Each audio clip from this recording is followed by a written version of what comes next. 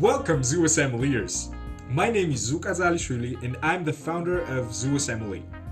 Zoo Assembly is an online podcast for the highest yield basic science and clinical knowledge tested on USMLE Step 1 and USMLE Step 2 CK.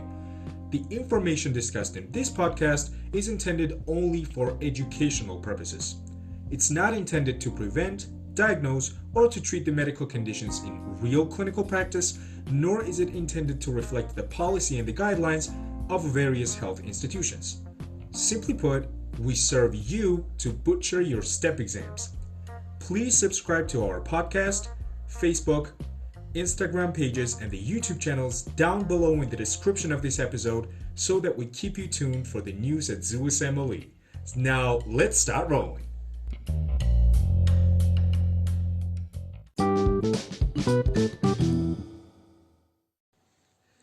We are continuing our respiratory pathology series, and this will be the last episode of the respiratory pathology. However, we will still continue the respiratory system because we need to cover the respiratory pharmacology in the next episode of the Step 1 series.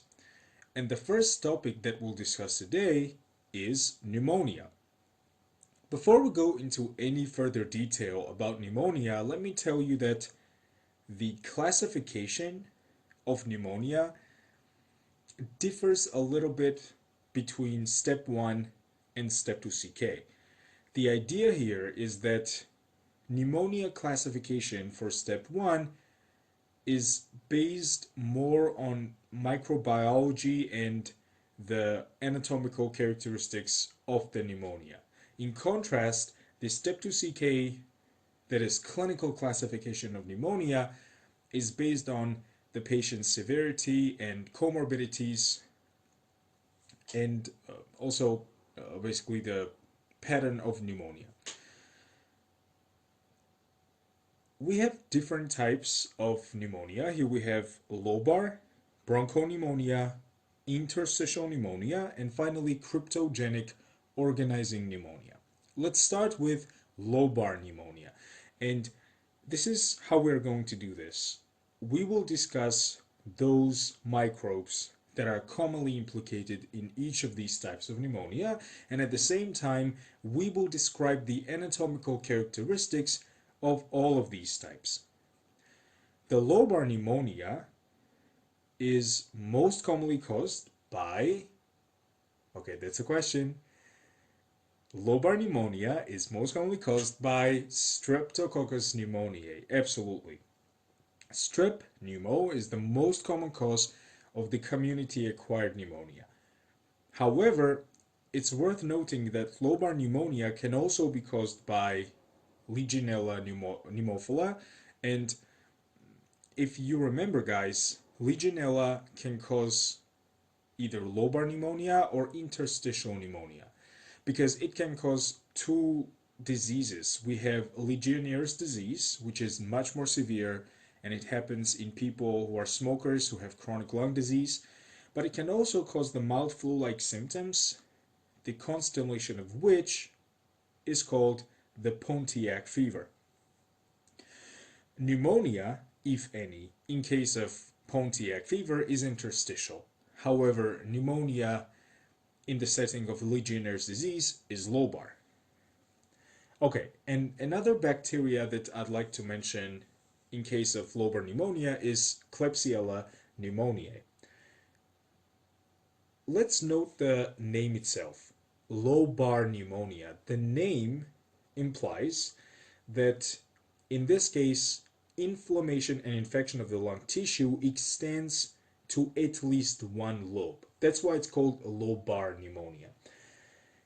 At the same time, lobar pneumonia is different from interstitial pneumonia in a sense that all of that exudate is present not only in the interstitial space but also inside the alveoli, and this is what gives the lobar pneumonia this characteristic consolidation on X-ray. And as we just said, lobar pneumonia involves at least one lobe, but it can also involve the whole lung because infection can spread from one lobe to another. Let's say that the patient has primary right lower lobe pneumonia, but we know that the right lung has three lobes. It means that the infection from the right lower lobe can spread to the right middle or even right upper lobe. On the chest x-ray, we will see the consolidation or whitening. They commonly refer to this as opacification in medical terms of the specific lobe of the lung. And in this case, it's very helpful and high yield to remember the normal lung anatomy, because the question might ask, what's the most likely diagnosis? And the options will list the different lobes of the lung, and we should be able to know which lobe is located where. Let's move on to bronchopneumonia. First, just like we did for lobar pneumonia, let's talk about the causative microbes for bronchopneumonia. Interestingly, strep pneumoniae can also cause bronchopneumonia. The same is true for Klebsiella, and then the microbes that we need to add here in case of bronchopneumonia are Staph aureus, Haemophilus influenza, and Pseudomonas aeruginosa. Let's break down the name itself, bronchopneumonia. It's called bronchopneumonia because inflammation starts in the bronchi and bronchioles, and then this infection and inflammation spreads from the bronchioles and bronchi into the adjacent alveoli.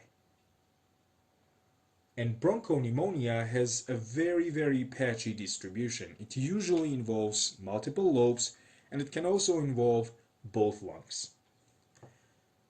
Okay, let's move on to the interstitial pneumonia. And before we even talk about the causative microbes of this type of pneumonia, let's mention one very important thing.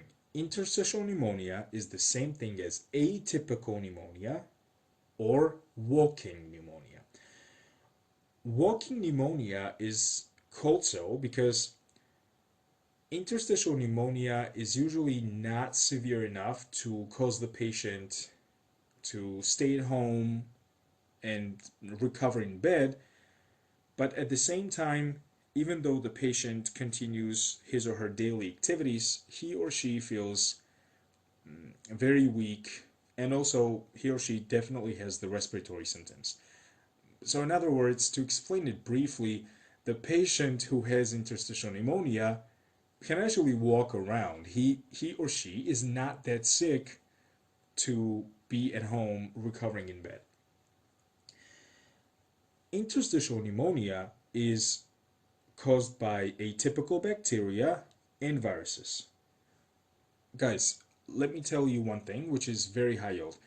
It's just the general rule of thumb. Viruses, for most of the times, cause interstitial pneumonia. And as for the atypical bacteria, here I mean bacteria like Mycoplasma, and it's atypical because it doesn't have the cell wall, right? At the same time, Chlamydophila species cause interstitial pneumonia. Zooassemblers, could you please remind me the species of Chlamydophila?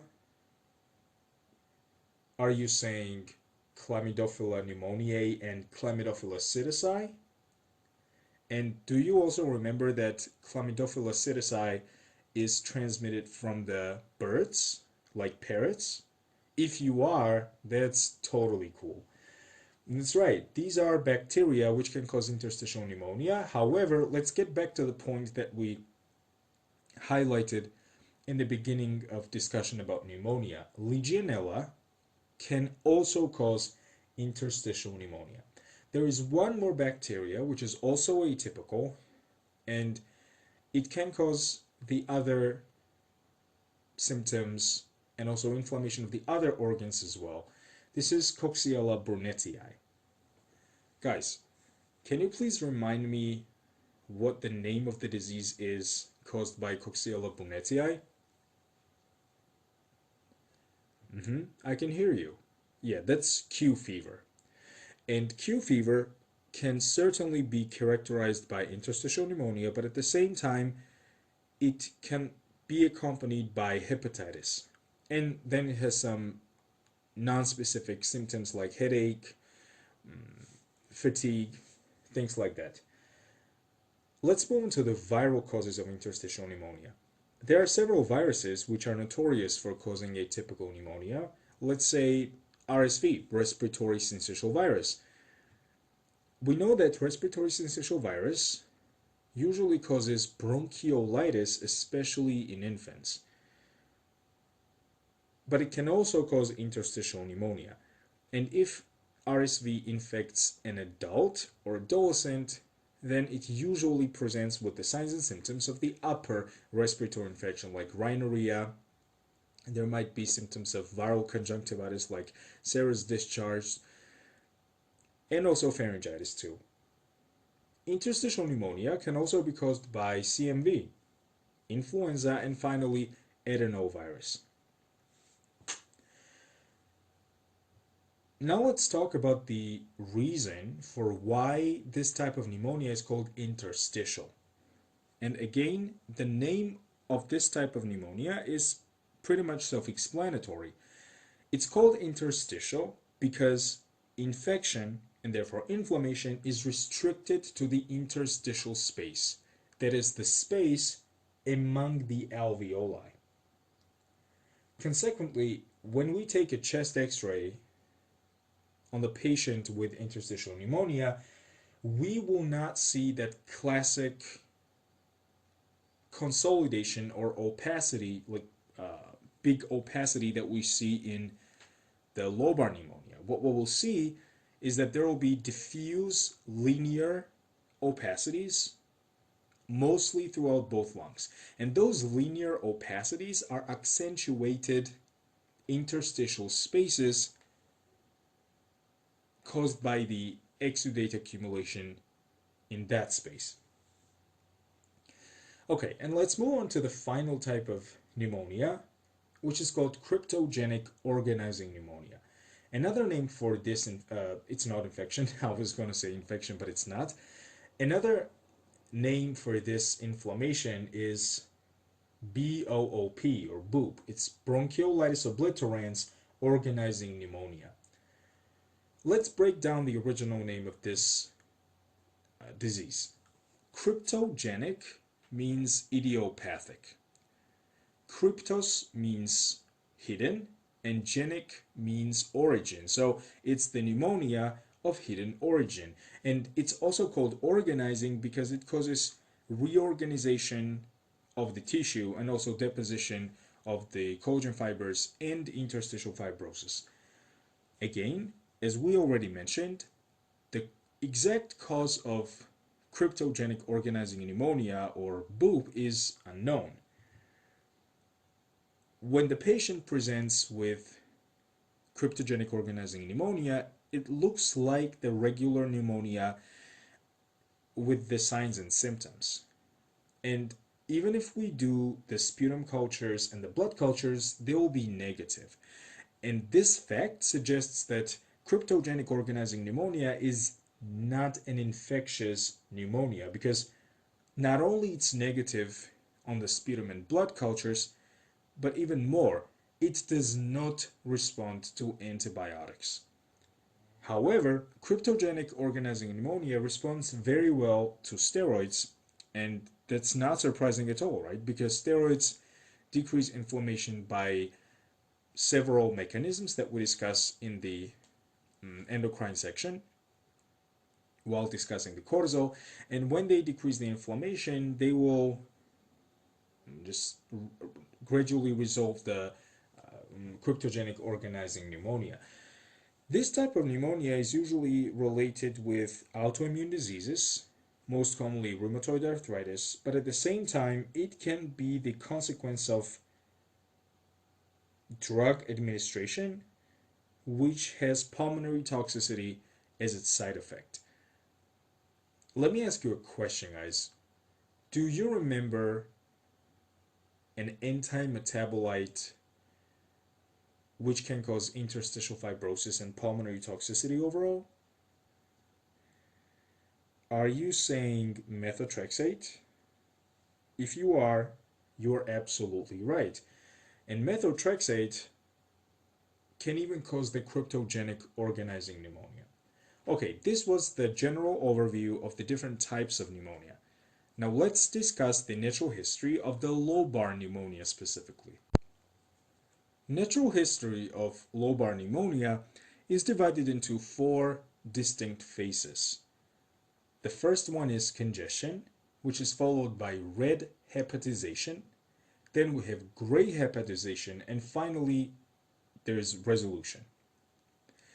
It's very high yield for step 1 to know the duration of each phase, and at the same time it's even higher yield to know the histological and morphological characteristics in each of these phases of the lobar pneumonia. Let's start with congestion. Congestion happens on during the first 2 days of the lobar pneumonia, and it's called congestion because the affected pulmonary lobe is literally getting congested.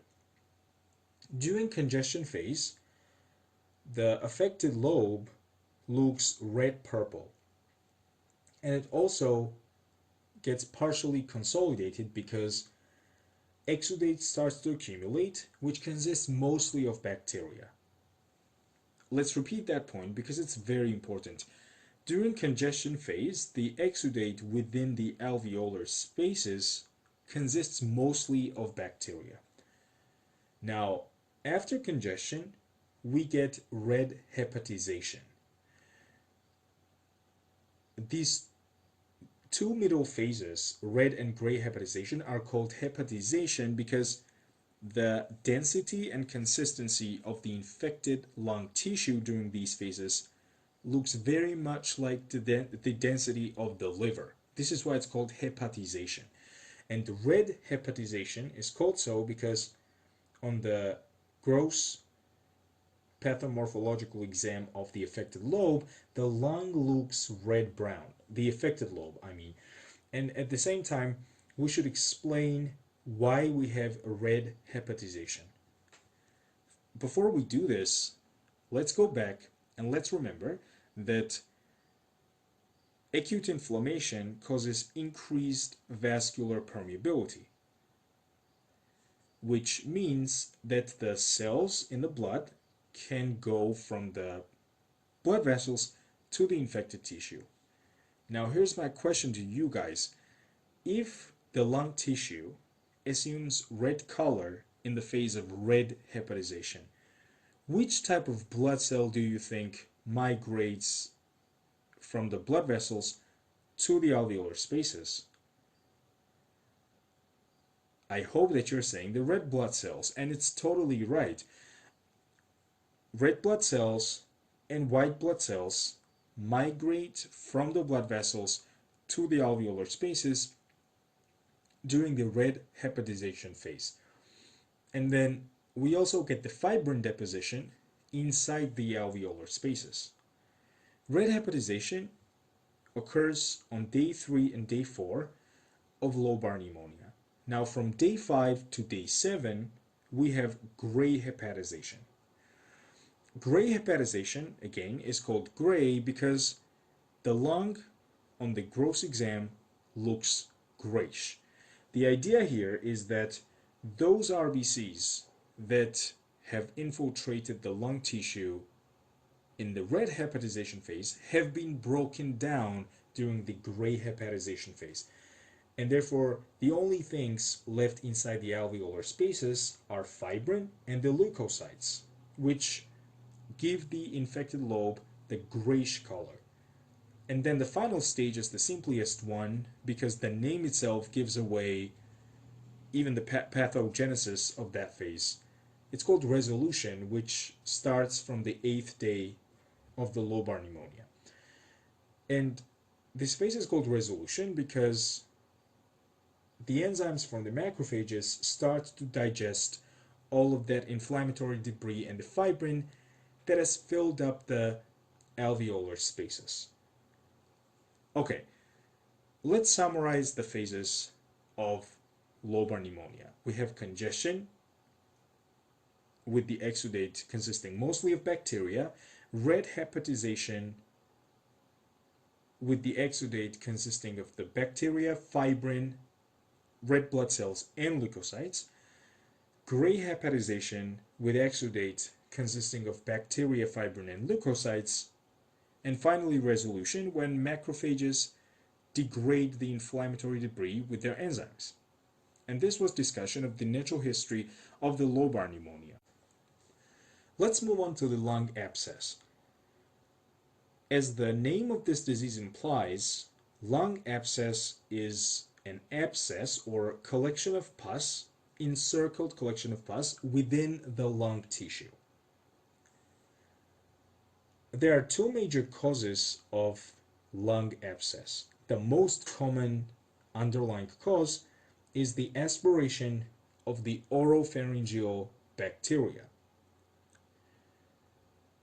Zoo assembliers, could you please remind me what kind of bacteria reside in the oropharynx and the oral cavity? Or to ask this question a little bit more accurately, which bacteria from the oropharyngeal flora are usually aspirated and cause the lung abscess? I really hope that you're saying that it's Bacteroides, Peptostreptococcus, Peptococcus, also Fusobacterium, and Prevotella. All of these bacteria are anaerobes, and we know that oral cavity and the oropharynx are heavily loaded with normal anaerobic bacteria which belong to the normal flora of the oropharynx. However, lung abscess can also be caused by Staph aureus. And an important thing to remember about the lung abscess caused by Staph aureus is that after resolution of the abscess, the Staph aureus commonly leaves those pneumatic spaces, or the cysts, which are filled with air. This is less common with the lung abscesses caused by the oropharyngeal anaerobes. Let's get back to the point when we said that oropharyngeal aspiration is the most common cause of lung abscess. Now we should know which conditions or physiological states predispose the patient to the aspiration. And here is the general rule of thumb. Any condition or any physiological state that causes depressed consciousness or loss of consciousness can cause aspiration, because when the patient has either depressed consciousness or lost consciousness, then we lose control over our pharyngeal muscles. I wouldn't say lose control, but we have less control over the pharyngeal muscles, and therefore the risk of aspiration into the lungs is really high. Now, who loses consciousness? People who have alcohol overuse might lose consciousness, right? They might even have the blackout from the alcohol. At the same time, people who have epilepsy can lose consciousness during the seizure episode. Let's imagine a patient who has had the ischemic stroke and then survived. Especially, let's say that this ischemic stroke was in the middle cerebral artery territory, and now this patient has dysphagia. This type of patient will also have an increased risk of aspiration because her or his pharyngeal apparatus doesn't work properly anymore after the stroke. Now, the second overall cause of lung abscess is the bronchial obstruction. Let's say that the patient has bronchogenic carcinoma, meaning lung cancer arising from the bronchial wall and obstructing the bronchial lumen. We know that whenever we have the hollow tube and we obstruct that tube, there is a risk of bacterial overgrowth and infection distal to the obstruction. And this is exactly what happens in case of bronchogenic carcinoma. Bacteria will start to overgrow distal to that obstruction, and the patient will have either recurrent pneumonia in the same pulmonary lobe, or that same patient will have recurrent lung abscesses in that pulmonary lobe. Treatment for the lung abscess is, first of all, antibiotics, and one of the preferred antibiotics is clindamycin. Guys, could you tell me why we prefer clindamycin in case of the lung abscess? Do you remember that clindamycin works very well against the anaerobes? If you do, then we know why we prefer clindamycin, because we already mentioned that the most common causes of the lung abscess are the anaerobes, and these are the bacteria that we need to cover while we are treating the lung abscess. Lung abscess rarely needs drainage. However, we could potentially drain it, and sometimes surgeries need to remove the whole abscess without draining it.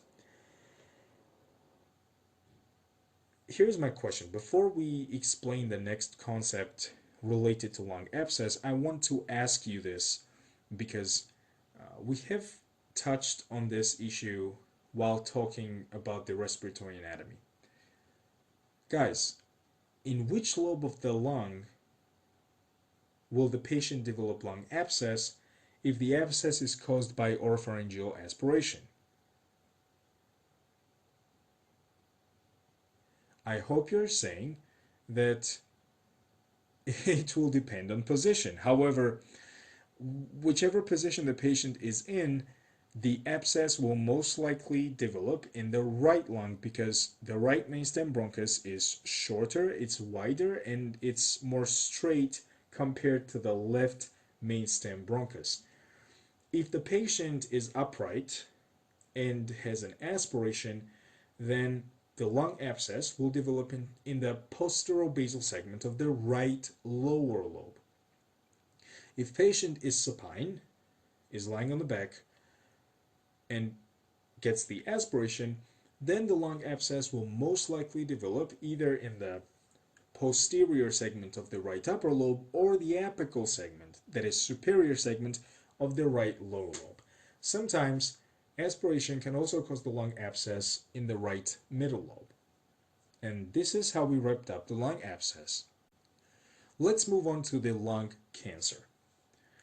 Before we even talk about the specific subtypes of lung cancer, we should probably do the general overview of this topic. Lung cancer is the #1 cancer killer in the United States. It is the most common cancer with the highest mortality in both men and women. After lung cancer, the second most common cancer killers are prostate cancer in men and breast cancer in women, respectively, and the third place belongs to the colon cancer. Lung cancer can have various presentation depending on its location and the size of the lesion. Patients with lung cancer commonly present with cough. They might also have hemoptysis, which is the cough with bloody sputum, and hemoptysis is caused by the blood vessels within the tumor leaking out blood. As we already mentioned while talking about the lung abscess, bronchogenic carcinomas can present with recurrent pneumonia because bronchial obstruction causes bacterial overgrowth and infection distal to that obstruction. At the same time, if bronchogenic carcinoma causes incomplete bronchial obstruction, meaning it just narrows down the bronchial lumen, then we might also hear the localized wheezing. In localized wheezing, what I mean is that when we auscultate the lungs, we will hear wheezing in just one lobe or segment, but we won't hear wheezing in the other lobes.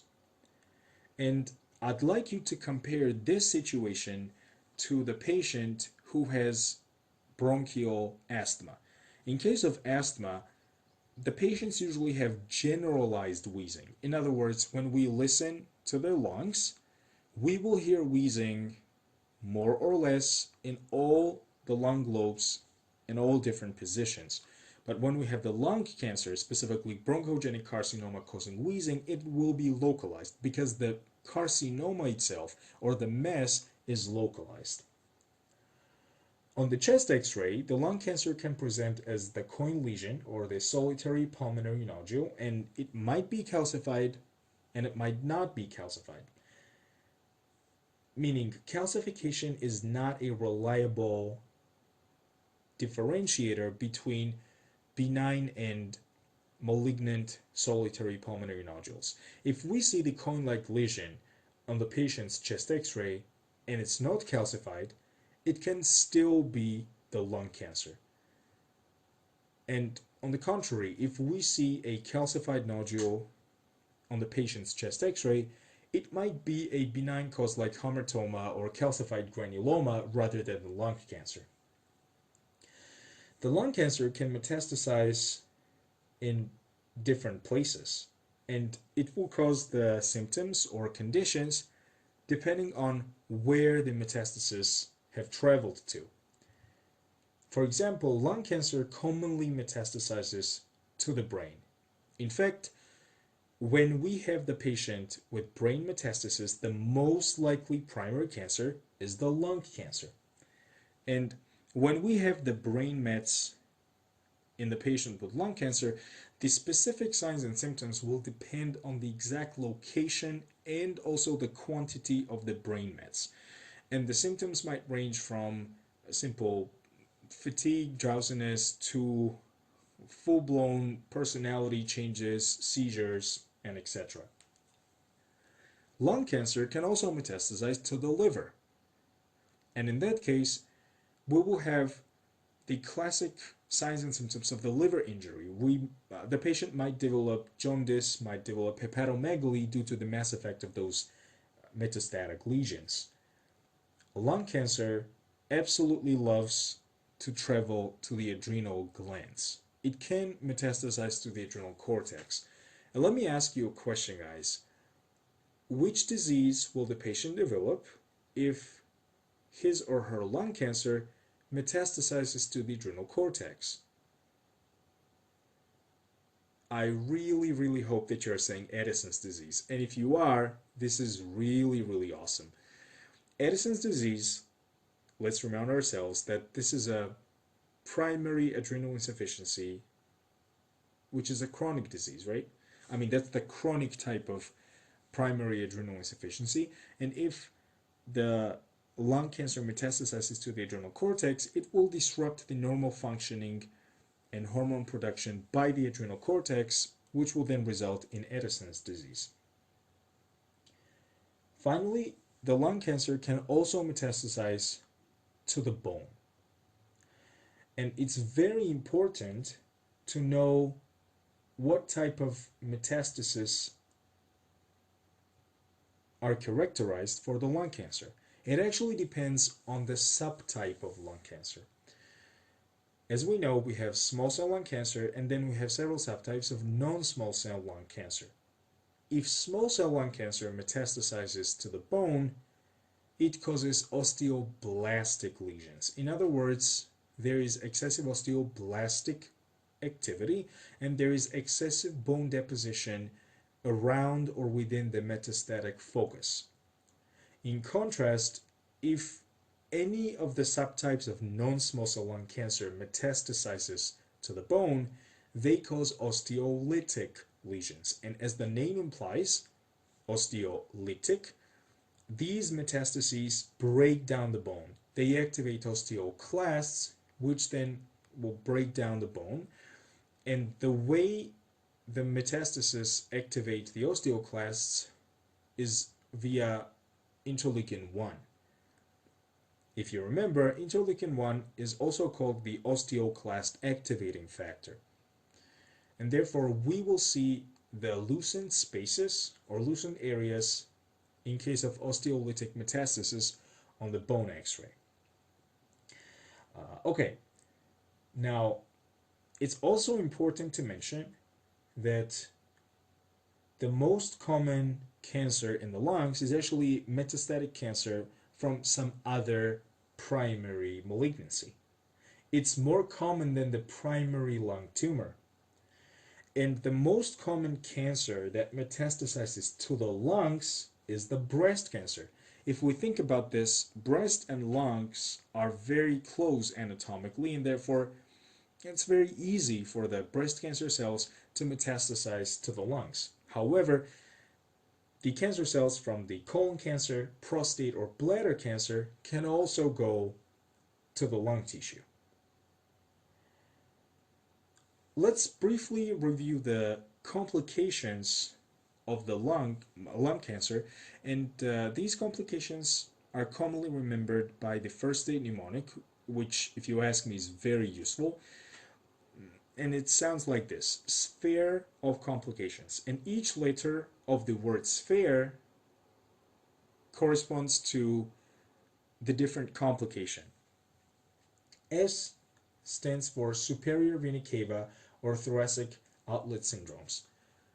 We will definitely talk about superior vena cava syndrome in a great detail at the end of this episode, but for this moment on, let me tell you that superior vena cava syndrome is when a mass, either pulmonary or mediastinal, compresses the superior vena cava.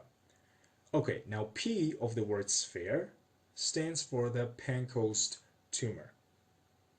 We will also talk about the Pancoast tumor and all of the different consequences depending on what is compressed by Pancoast tumor. But for this moment, let's just say that Pancoast tumor is the lung cancer at the apex of the lung. We might also get the Horner syndrome, and the way we get the Horner syndrome is that the lung cancer, especially Pancoast tumor, can compress the stellate ganglion. Stellate ganglion, if you remember, is the C8 to T1 fused ganglion. So it's an inferior cervical ganglion, which is traversed by the second order neurons of the facial sympathetic innervation. And if we disrupt those second order neurons, then we get the Horner syndrome. So assembliers, could you please remind me the symptoms of the Horner syndrome? That's right. It's ptosis, anhidrosis, and meiosis. In addition to the Horner syndrome, we can get many endocrine paraneoplastic conditions in case of the lung cancer. This is what the first E stands for in the word sphere. And we will talk about those specific endocrine paraneoplastic syndromes when we'll talk about the different subtypes of the lung cancer. Now, R stands for recurrent laryngeal nerve compression. Let me remind you that the left recurrent laryngeal nerve recurs around the aortic arch, so it's a thoracic structure. In contrast, the right recurrent laryngeal nerve recurs around the right subclavian artery, so it's not a true thoracic structure. But regardless, the lung cancer, especially Pancoast tumor, can compress the recurrent laryngeal nerve on either sides. And then here's the question for you guys. If we compress at least one recurrent laryngeal nerve, then what will be the manifestation of this compression in the patient? I hope you're saying that the patient will develop hoarseness, because most of the glottic or laryngeal muscles are innervated by the recurrent laryngeal nerve. Okay, and then finally, the final E in the word sphere stands for effusions. Lung cancer can result in malignant pleural effusion, or it might also cause the pericardial effusion. Okay, let's briefly mention the risk factors for lung cancer. And the first risk factor, I guess, doesn't even need to be mentioned. Guys, what is the number one risk factor for the lung cancer overall? That's totally right. And I'm sure you knew this. This is smoking. because tobacco smoke contains more than 40 carcinogens, and the most deleterious carcinogen is the polycyclic aromatic hydrocarbons, which can cause the damage to the lung tissue, and not only the lung tissue. However, we will talk about the other cancers caused by smoking in the other episodes. Let's concentrate on the lung cancer here. Not only the primary smoking, but also the secondhand smoke can increase the risk for lung cancer. However, it should be mentioned that people exposed to secondhand smoke have they are not at as high risk as the people who smoke themselves. The second most common risk factor for the lung cancer is the radon exposure. The radon is the substance that's produced by the uranium decay. And radon commonly accumulates in the basements. And believe it or not, it's the second most common risk factor for the lung cancer after smoking. The other risk factors for lung malignancy are, let's say, asbestos and most of the pneumoconiosis that we have discussed. At the same time, pulmonary fibrosis can predispose the patient to lung cancer. And finally, the positive family history is definitely a risk factor. Okay, now it's the time that we go and discuss the different subtypes of the lung cancer. The lung cancer is divided into two large subgroups. We have small cell lung cancer, or SCLC, and then we have non-small cell lung cancer, or NSCLC. We'll start with small cell lung cancer, which is also known as oat cell carcinoma. And small cell lung cancer is almost always central. I'd like you to remember that small cell lung cancer and squamous cell carcinoma are central. This is why I'm emphasizing S so much, because small cell and squamous cell carcinoma are central and are related to smoking.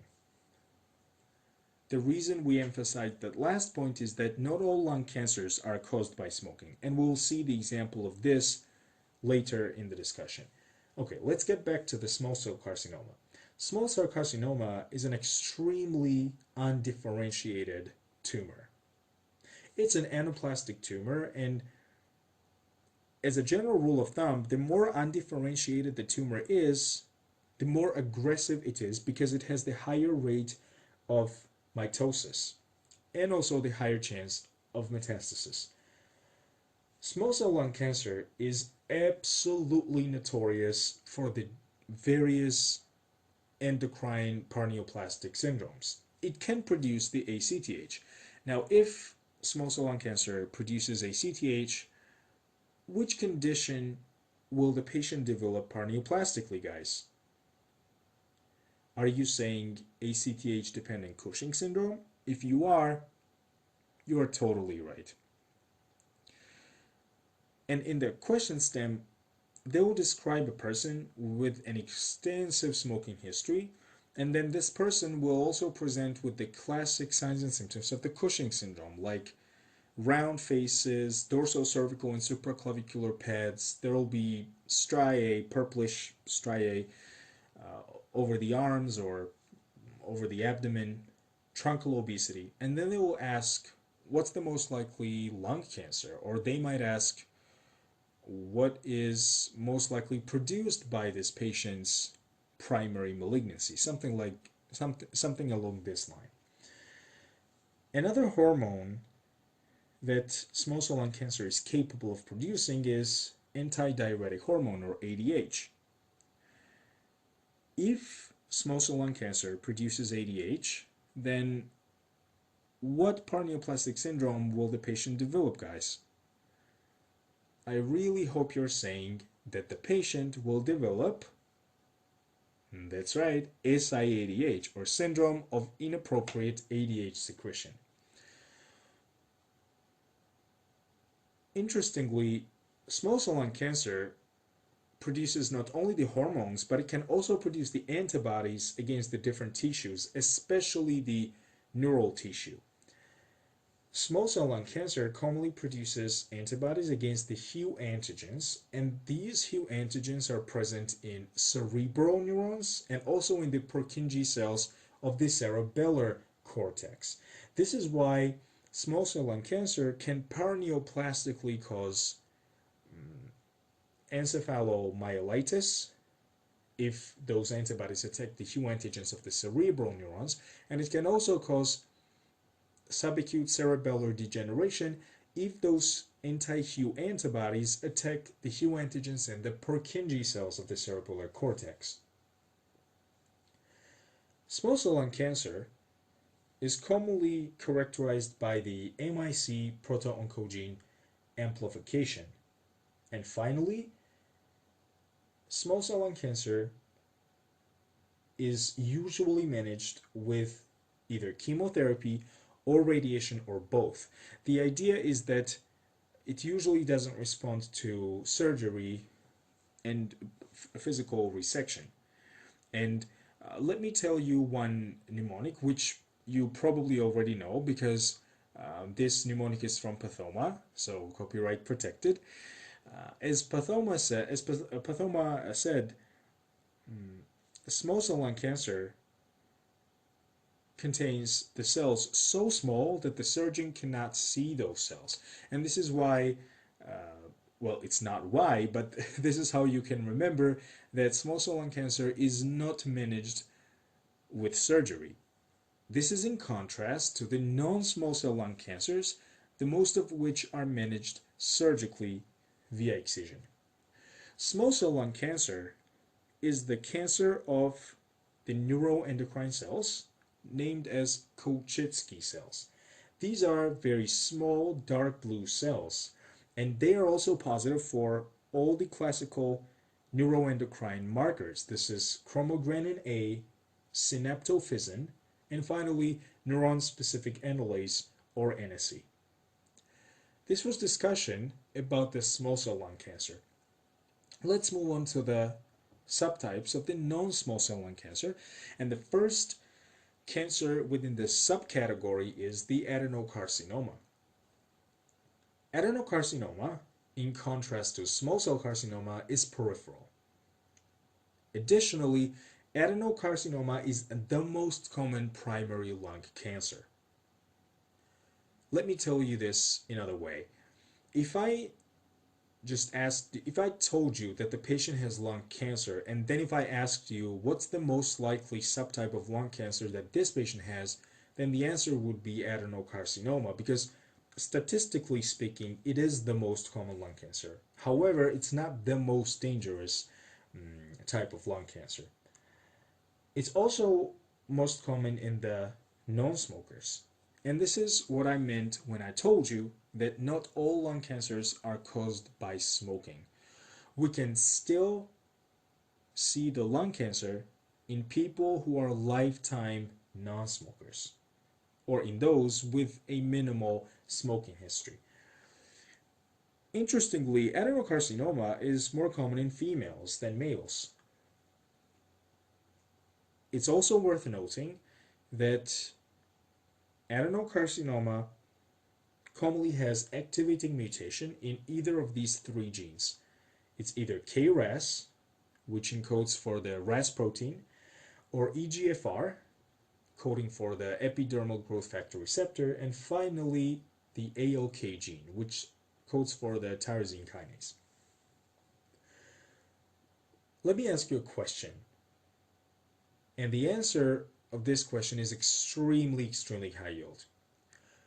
Which musculoskeletal paraneoplastic syndrome is associated with adenocarcinoma? That's right, it's hypertrophic osteoarthropathy, which usually manifests as clubbing.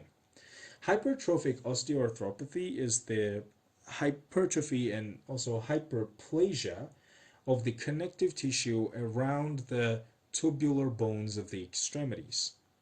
and this is most prominent around the distal interphalangeal joints and also the distal phalanges where we see that clubbing.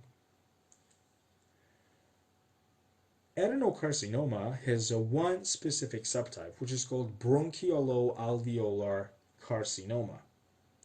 The reason we emphasize this subtype separately is that the chest x-ray findings of Bronchiolo alveolar carcinoma look very much like pneumonia.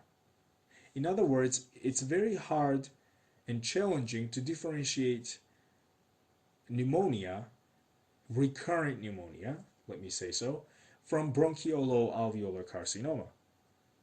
However, if we pay attention to the other symptoms related to malignancy, then we can actually suspect the Bronchiolo alveolar carcinoma. If the patient has chest x-ray findings typical of the recurrent pneumonia, but this patient also has significant weight loss, let's say generalized lymphadenopathy, decreased appetite, all of these findings, so-called B symptoms, should point us towards the malignant cause. And bronchiolo-alveolar carcinoma is called so because this is the tumor of the club cells or Clara cells. I hope you remember those cells from the episode of the respiratory anatomy, I guess. We said there that club cells are present in the bronchioles, and proliferation of malignant club cells spreads down from the bronchioles all the way to the alveolar septa, and it causes the thickening of the alveolar walls. And on the biopsy of the bronchiolo-alveolar carcinoma, we will see these tall columnar or cuboidal cells which contain the mucus. Okay, let's just mention that adenocarcinoma will be characterized by glands, the circular glands on histology. This is why it's called adenocarcinoma. And at the same time, just like most of the adenocarcinomas in most of the organs, it will be mucin positive because glandular cells usually produce the mucin. Let's move on to the squamous cell carcinoma. As we mentioned, as we mentioned in the discussion about the small cell lung cancer, both small cell lung cancer and squamous cell carcinoma are central, and they are related to smoking. Okay, we know that SCC, or squamous cell carcinoma, is central. It's a bronchogenic carcinoma. But it's also very important to know that squamous cell carcinoma can produce the cavitation. And in this regard, squamous cell carcinoma can look like the lung abscess. Now, how can we recognize the squamous cell carcinoma and how can we differentiate it from the lung abscess? Well, just like we did for the adenocarcinoma or bronchiolo-alveolar carcinoma, we should pay attention to the other signs and symptoms present in the patient. Lung abscess will usually cause high fever, whereas the squamous cell carcinoma, if any, will cause low-grade fever. At the same time, patient with cancer commonly has either significant weight loss, generalized lymphadenopathy. It might even be the localized lymphadenopathy, let's say in the right supraclavicular lymph node. And the patient might have that fatigue and these generalized symptoms. But at the same time, squamous cell carcinoma will certainly not respond to the antibiotics. Let's say that we see the central cavitation in the patient's lungs and we see that it's the lung abscess. And then we started antibiotics, but they didn't help. Then we could potentially suspect the squamous cell carcinoma if the patient is the classic patient. I mean, if the patient has extensive smoking history, and one more thing, if the patient has symptoms of hypercalcemia. This is probably the highest yield point about the squamous cell carcinoma. Squamous cell carcinoma paraneoplastically produces PTHrP, or parathyroid hormone related peptide.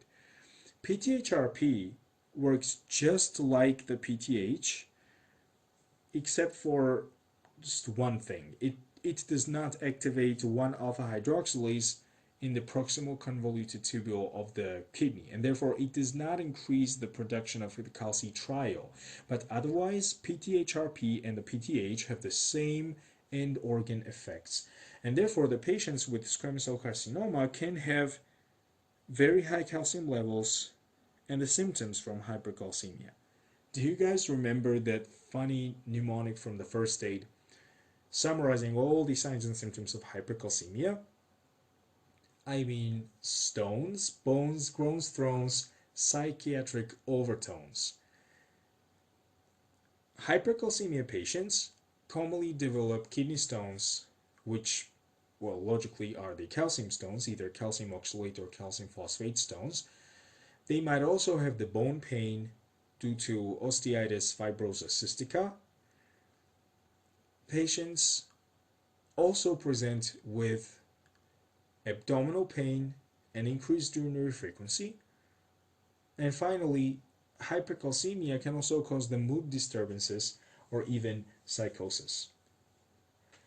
And if you see the patient who has the central pulmonary mass and has several of these symptoms that we discussed so far, then I'd really like to ask you to think about this squamous cell carcinoma.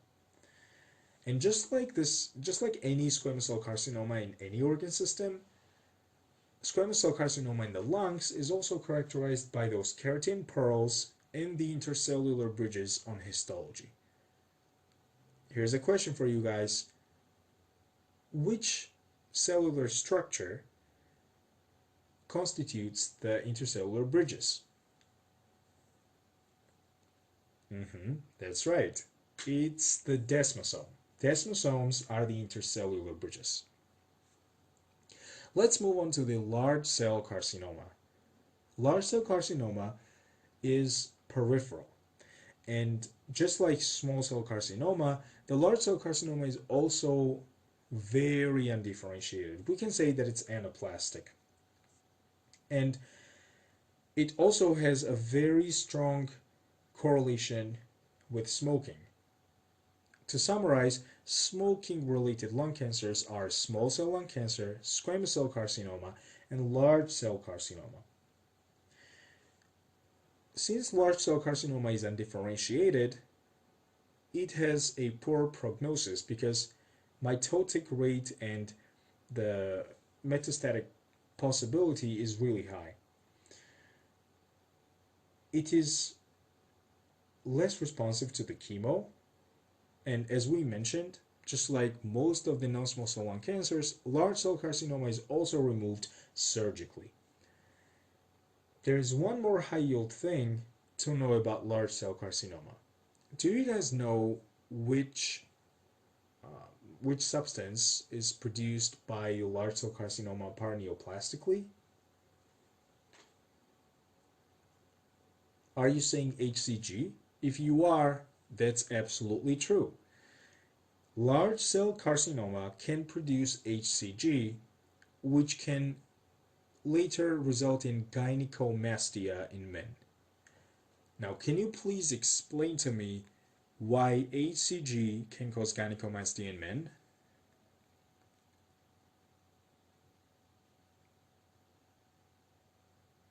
I really hope you have an answer, but regardless, we'll explain this. Hcg is very similar to LH, right? Because they share the common alpha subunit. So Hcg can activate the LH receptors on the Leydig cells in the testes. Okay, Leydig cells produce testosterone. Excess testosterone goes to the adipose tissue and Sertoli cells, both of which contain aromatase. And then aromatase is an enzyme which converts the androgens to the estrogens.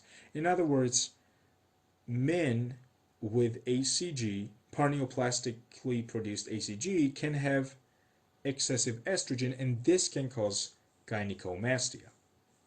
And now let's move on to the last type of non-small cell lung cancer, which is bronchial carcinoid tumor.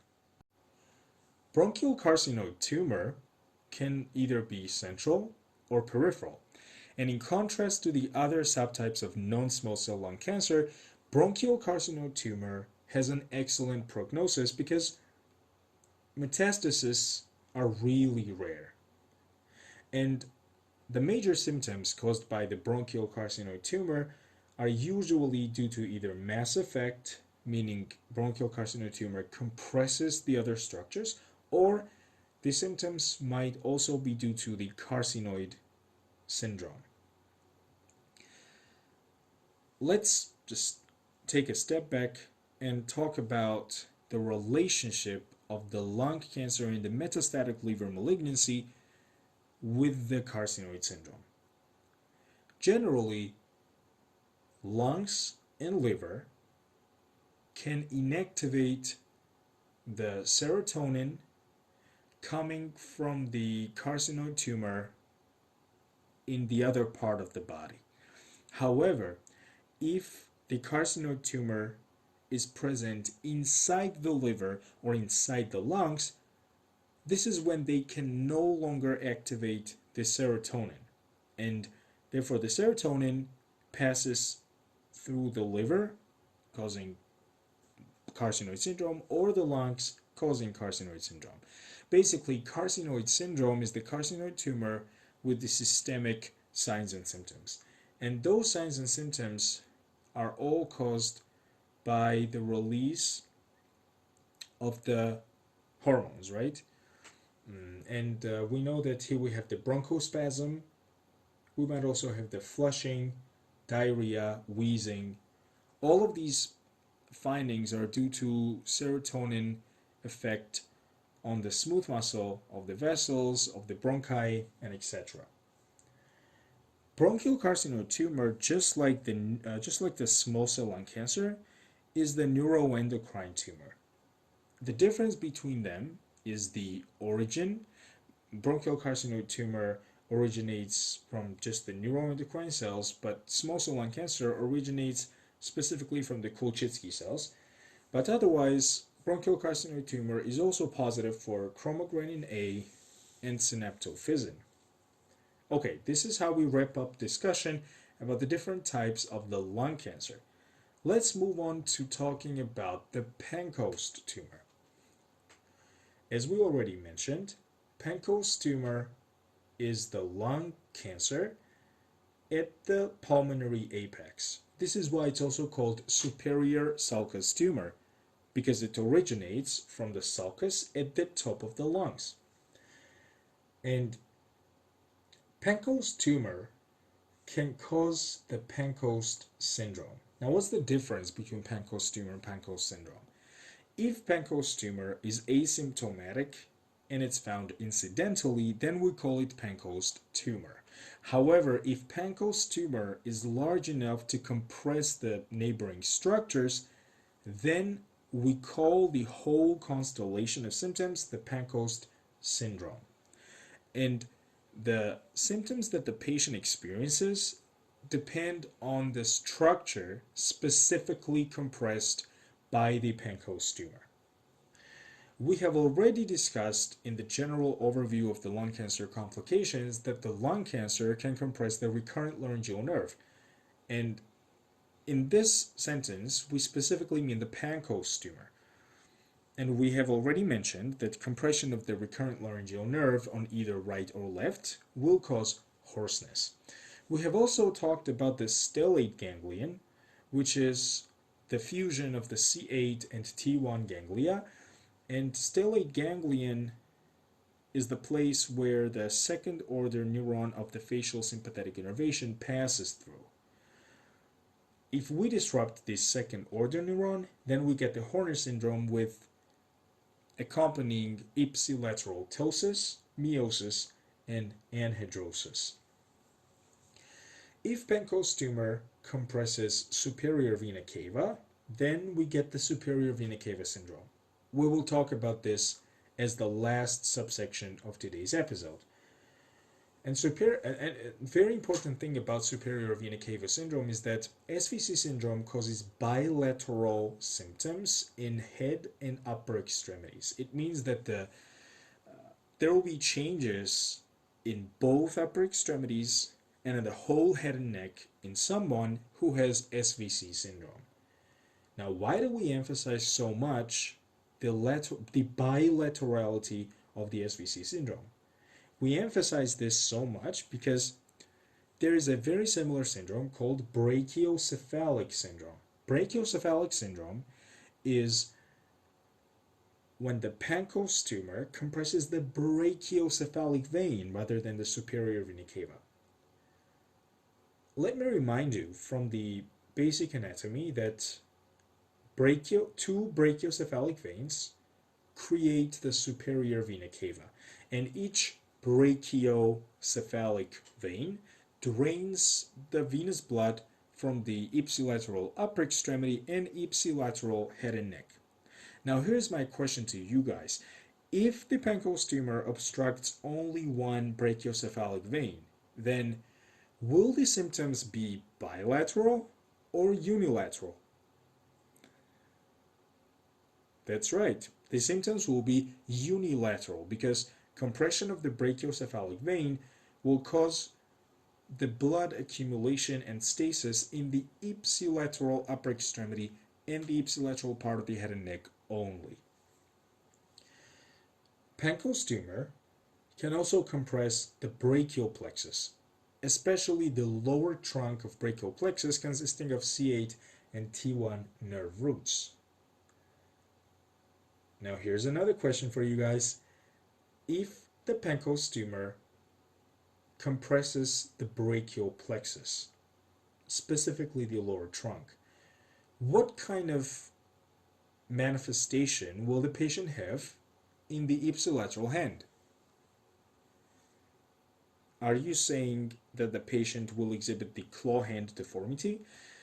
If you are, this is the right answer, because lower trunk C8 to T1 fibers give rise to the ulnar nerve, right? They give rise to many different nerves in the brachial plexus. However, the ulnar nerve is composed only of the fibers from C8 to T1, and all of the intrinsic head muscles innervated by the ulnar nerve, for example, interossei, also third and fourth lumbricals, will be inactivated and denervated, and the patient will develop flexion of the DIP and PIP joints, which will look like the claw hand. Pancoast tumor can also compress subclavian artery and subclavian vein. Subclavian artery is the vessel that supplies the oxygenated blood to the upper extremity. And if subclavian artery is compressed, it means that the muscles of the upper extremity don't get enough oxygen and they fatigue really easily. And if the patient with Pancoast tumor or the other causes of thoracic outlet syndrome, like an additional cervical rib, if that patient exercises with the affected upper extremity, then the patient will get the ischemic symptoms like severe pain in that extremity. Subclavian vein, on the other hand, is the blood vessel which drains the blood from the upper extremity. It brings the blood out of the upper extremity and to the right atrium. If Pancoast tumor compresses subclavian vein, then blood will back up in the upper extremity and we will develop generalized upper extremity edema. Okay, and finally, Pancoast tumor can compress the phrenic nerve. Phrenic nerve, composed of the fibers coming from C3, C4, and C5 spinal cord segments, innervates the diaphragm and the pericardium. If we compress the phrenic nerve, this will paralyze or weaken the ipsilateral diaphragmatic dome. And here's my question to you. What is the characteristic finding of diaphragmatic paralysis on chest x-ray. I hope you're telling me that the characteristic finding of diaphragmatic paralysis, unilateral diaphragmatic paralysis on the chest x-ray, is the elevation of the paralyzed diaphragmatic dome during inspiration. The reason for this elevation is that the unaffected diaphragmatic dome goes down and it increases pressure in the peritoneal cavity. Increased pressure in the peritoneal cavity pushes the affected diaphragmatic dome up. And this is when we see paradoxical elevation of the diaphragm, unilateral diaphragm during inspiration. Okay, this was the Pancoast tumor, and we have also discussed the Pancoast syndrome with all of the possible signs and symptoms depending on which structure is compressed. And the last topic for this episode is superior vena cava syndrome, or SVC syndrome. We have mentioned this syndrome multiple times in this episode, but let's explain what it is. Superior vena cava syndrome is obstruction, some kind of obstruction of the superior vena cava that will impair the blood drainage from the head and neck and both upper extremities. Once again, let's recall that superior vena cava is created by two brachiocephalic veins, and each brachiocephalic vein drains the venous blood from the ipsilateral upper extremity and the ipsilateral part of the head and neck. If we obstruct the superior vena cava, it means that the venous blood will back up in the head, neck, and both upper extremities. This is why we will see the facial plethora. Plethora in this case means excessive redness, and we might also see plethora on the upper chest. Very importantly, if we apply pressure with our fingertips to the patient's chest, we will see the blanching. Blanching means that the skin under the fingertip pressure will become pale for a second, and then it will return to its reddish color. The idea here is that blanching excludes the cutaneous hemorrhage. So if the red skin is blanching, it means that the blood is still in the capillaries, and by the fingertip pressure we occlude the capillaries. This is why the skin becomes pale. When we lift off the fingertip, then capillary is reopened and the blood will just rush through that capillary, returning the red color to the skin. At the same time, we will have bilateral upper extremity edema, and we might also have the JVD, or jugular venous distension. We will receive jugular venous distension because the brachiocephalic vein itself is created by the subclavian vein and internal jugular vein. It means that when there is obstruction in the superior vena cava, the blood backs up from the superior vena cava into the brachiocephalic veins, and then from the brachiocephalic veins into the subclavian and internal jugular veins. Now, what causes the superior vena cava syndrome? It's very commonly caused by cancer, and we have talked extensively about this. It might be a mediastinal tumor, and it might even be the lung cancer, right? So the Pancoast tumor can cause superior vena cava syndrome. But other than the cancer, superior vena cava syndrome can also be caused by indwelling catheters. If we damage the endothelium of the superior vena cava accidentally while inserting the central venous catheter, exposed subendothelial collagen will stimulate platelet aggregation, and we will have thrombus formation inside the superior vena cava, and the thrombus will obstruct the blood flow in this vessel. Superior vena cava syndrome is a true medical emergency. The reason it is an emergency is that increased venous blood pressure is transmitted from the internal jugular vein to the dural venous sinuses, to the sigmoid sinuses, then transverse sinuses, and finally that pressure is distributed among all of the dural venous sinuses. This increases the intracranial pressure, and the patient is at risk of either herniation, which might be fatal, and also the patient is at risk for the rupture of the possible cerebral aneurysms that she or he might have. And therefore, we need to take action against the superior vena cava syndrome as soon as we can, due to the reasons that we've discussed so far. Okay, we have come to an end of our today's episode, and let's summarize everything that we have discussed today.